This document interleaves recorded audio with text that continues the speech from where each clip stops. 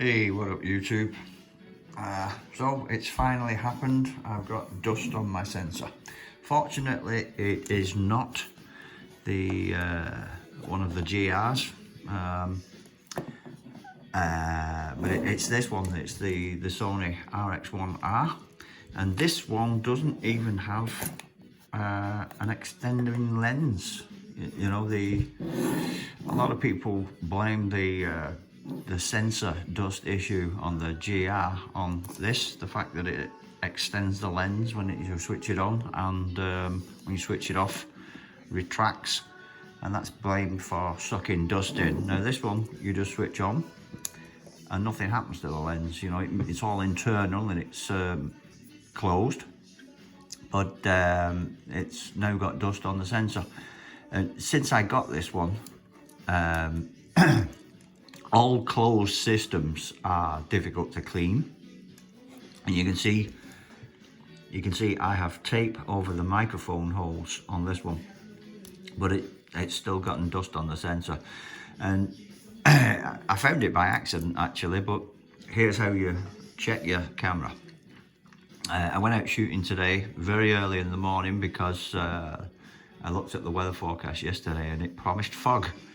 And if you've been following along with the videos, you know that I love shooting fog in black and white, trying to get an eerie look.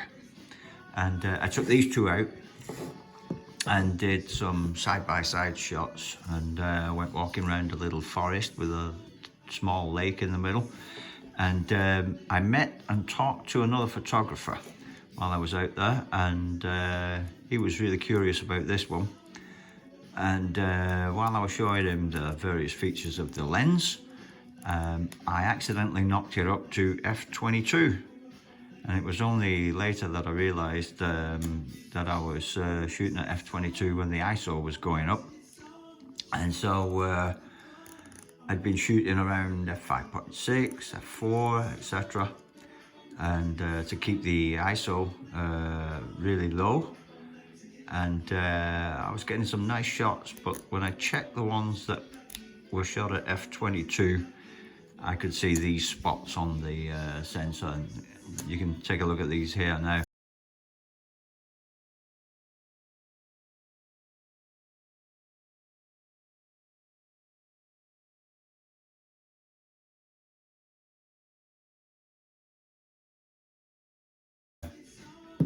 There you can see there are two different shots, so it's not something that was in the air.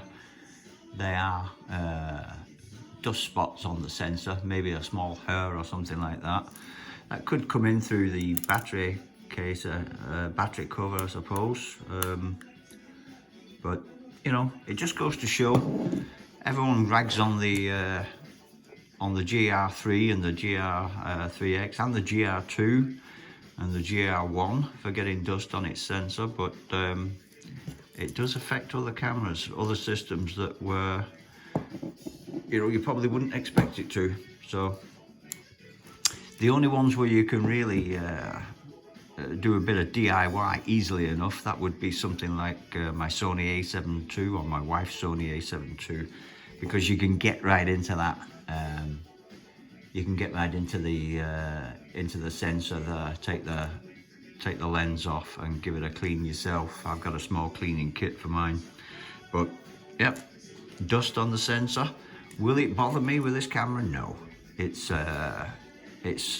served me quite well. I'm the second or third owner of this one. It was a very expensive camera when it came out, and I don't know when the owner, the original owner, first purchased it, but they were produced in 2013, so it's pushing 10 years, and it's a great camera, great lens. Do I normally shoot above f/16? No. I might be able to see it at f/16 or f/10 maybe, I'm not sure, but I normally shoot this wide open because of that great lens on it.